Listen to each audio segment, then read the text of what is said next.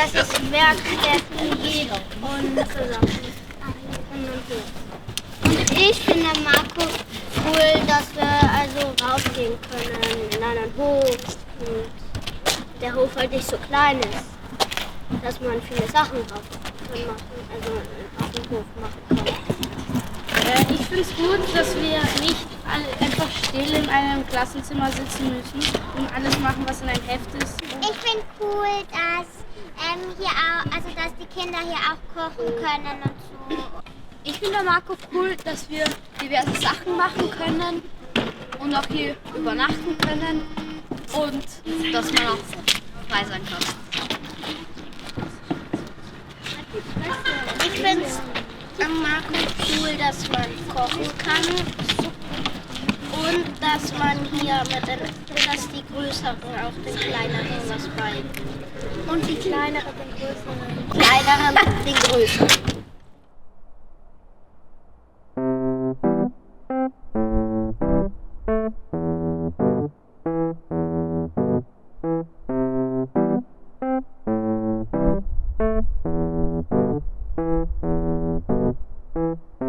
Also für mich ist ganz oft verschwimmt so der Unterschied zwischen Erwachsenen und Kindern hier im Markhof, weil wir Erwachsenen ja selber hier lernen wollen. Also wir geben ja nicht vor, dass wir alles wissen, sondern wir wollen selber lernen. Und von den Kindern können die Erwachsenen hier lernen, dass sie begeistert lernen und diese Freude am Lernen und am Leben. Und was mir am wichtigsten ist und warum ich so gerne mit Kindern arbeite, ist, dass Kinder einfach so nicht nachtragend sind.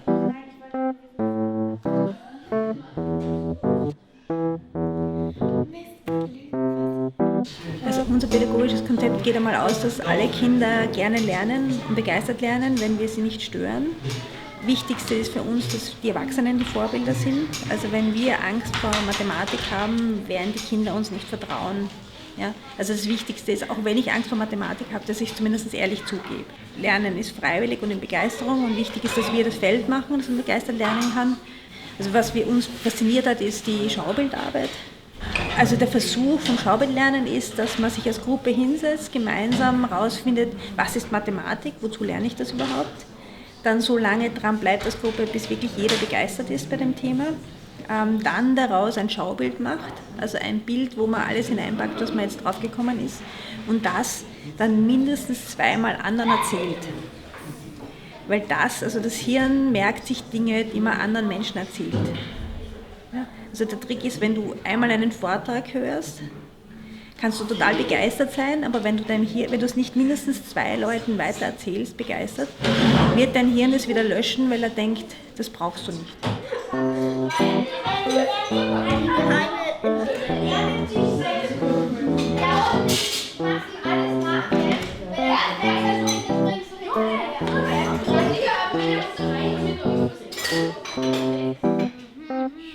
Ich habe vor 18 Jahren gemeinsam mit meinem Firmenpartner ein Fabriksloft angemietet und wir haben das cool eingerichtet und haben gesagt, und das ist jetzt der Arbeitsort für unsere eigene selbstständige Tätigkeit und wir suchen uns andere, die das auch irgendwie, diesen Ort nutzen wollen.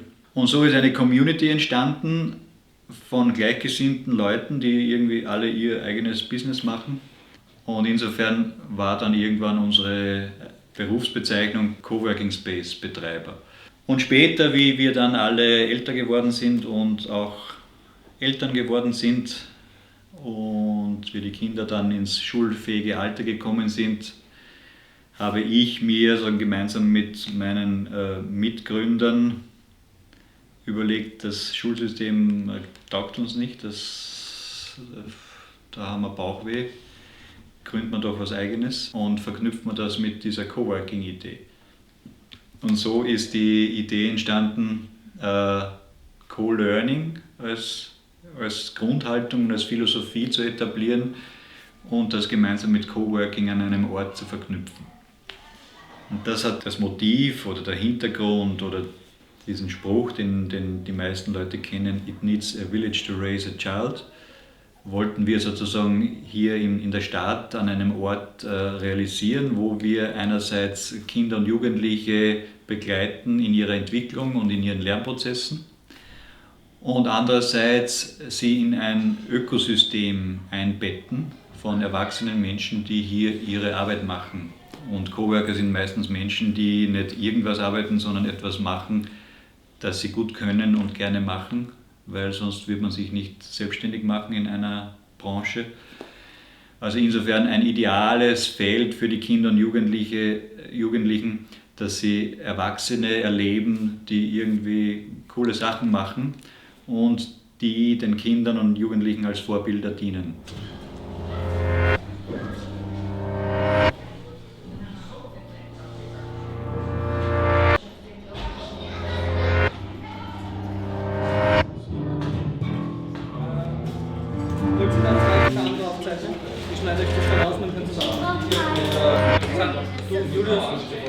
Können Sie da 3 Gedanken aufzeichnen, geht das? Okay, was wollen wir dann noch?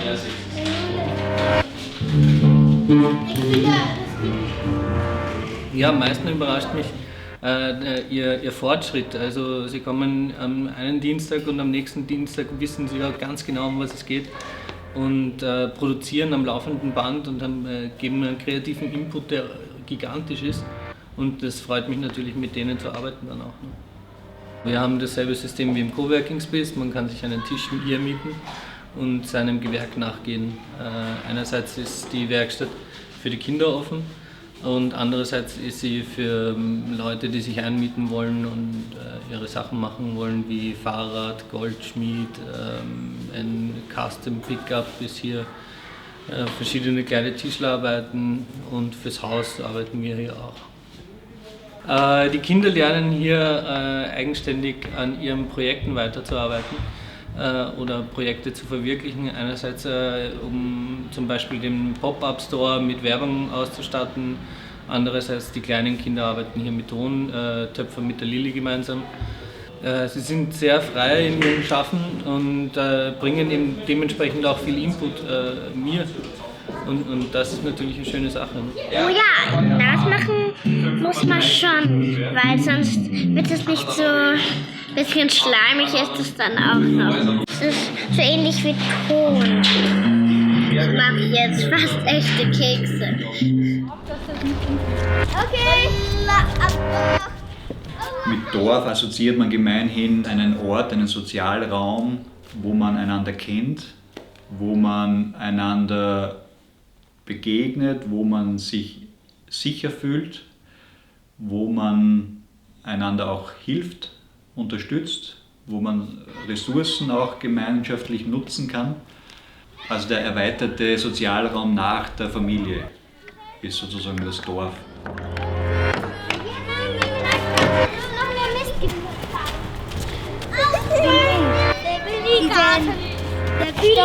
Und den habt ihr gemeint, den haben sie gemeint. Also die Familie ist das Primärsystem und Schule zum Beispiel in der Gesellschaft oder Vereine oder andere soziale Subsysteme sind sozusagen ein Sekundärsystem, das wichtig ist auch sozusagen für das Aufwachsen der Kinder und vor allem der Jugendlichen um das Primärsystem zu relativieren. Das brauche ich sozusagen, weil sonst ist nur der Wertekanon der Familie sozusagen mir bekannt und relevant und dann sehe ich plötzlich, aha, da wird es anders gelebt und kann das sozusagen in Beziehung stellen. Was sagen Sie? Ihr, keine Ahnung, sag nicht.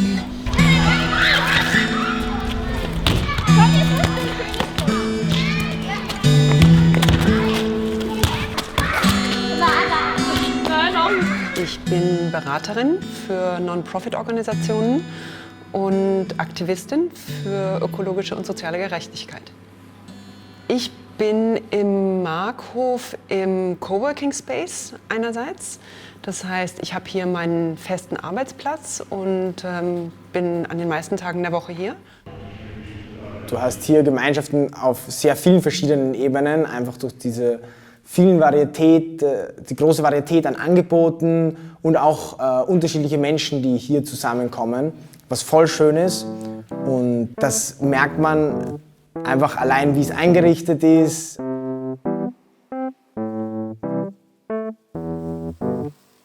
Im Markhof gibt es viele gemeinsame Projekte, weil eben jeder sich mit Ideen und Projekten einbringen kann.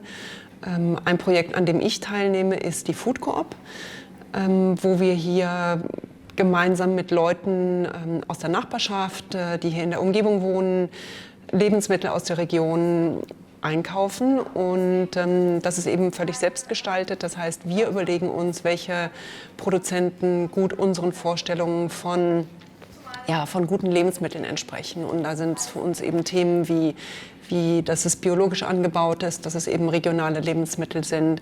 Wir wollen auch kleinräumige Landwirtschaft, das heißt Kleinbauern, eben fördern mit dem, was wir tun. Wir wollen eben auch gerne ohne Plastik und ohne Verpackung einkaufen.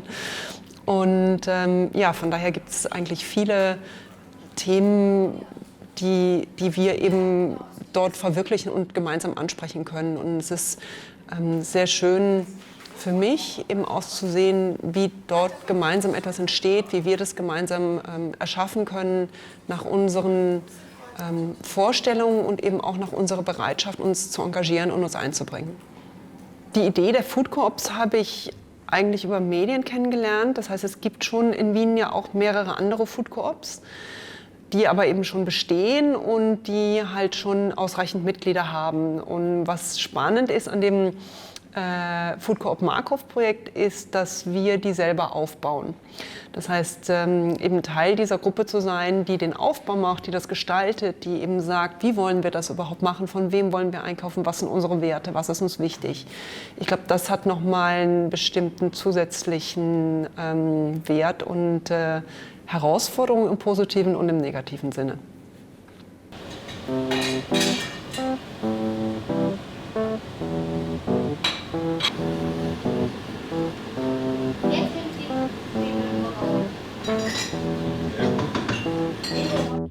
Ist einfach.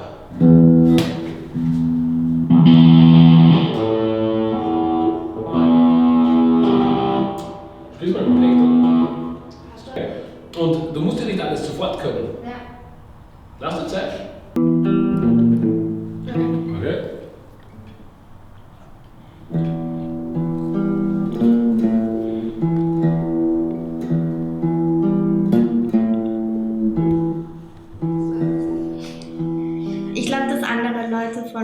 Oder auch Erwachsene von den anderen Erwachsenen hier und auch von uns lernen können, dass es nicht immer eine Person braucht, die dich an die Leine nimmt und hinterherschleifen muss, sondern dass du es auch selber machen kannst mit nur ein bisschen Hilfe und dass man nicht immer glauben sollte, dass die Kinder einfach nie Lust haben oder so, sondern einfach lass sie ihr Ding machen und es wird was Cooles rauskommen.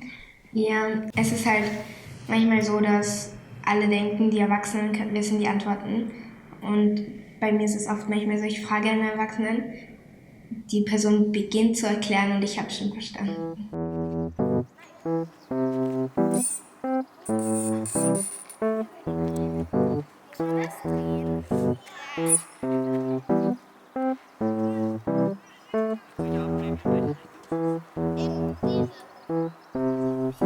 Ich habe noch keinen richtigen Arbeitswunsch, aber ich möchte gerne was mit Tieren machen, weil ich Tiere liebe. Ich würde aber auch gerne was Soziales machen, also zum Beispiel im Altersheim oder so, weil wir waren mit der Schule damals im Altersheim und ich habe mir das so ein bisschen angeschaut und das war voll cool, also ja. Ich bin hier zu Markov gekommen als Sozialunternehmer für das Start-up Anspruchpartner und der Markov hilft mir dabei, physisch als Ort und mit der Gemeinschaft genau das umzusetzen. Die Gemeinschaft in Markov bedeutet mir sehr viel und war für mich auch der Grund, warum ich hierher gekommen bin. Hatte verschiedene Kriterien, einige Must-Have und einige Nice-to-Have. Und ich hatte mir ursprünglich Gemeinschaft als Nice-to-Have aufgeschrieben und habe dann eben im Rahmen der Besichtigung verschiedener Coworking Spaces für mich gemerkt, dass mir Gemeinschaft sehr wichtig ist. Und jetzt bin ich hier und das erfahre ich hier eben auch sehr positiv.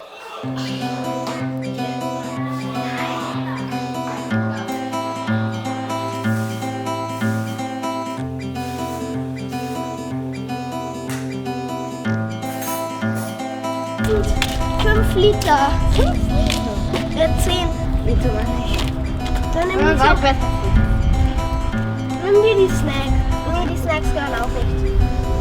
Nimm dir einfach ein paar raus.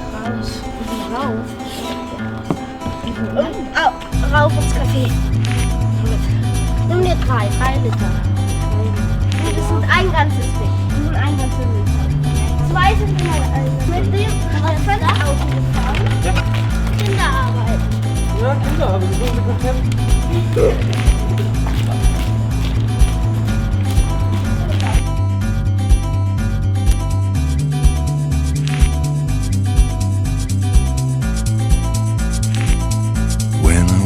This morning, I said to myself, should I laugh or should I cry? When I woke up this morning, I said to myself,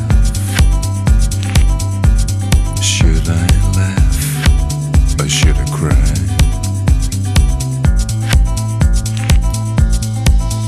It's a beautiful, beautiful, beautiful day today.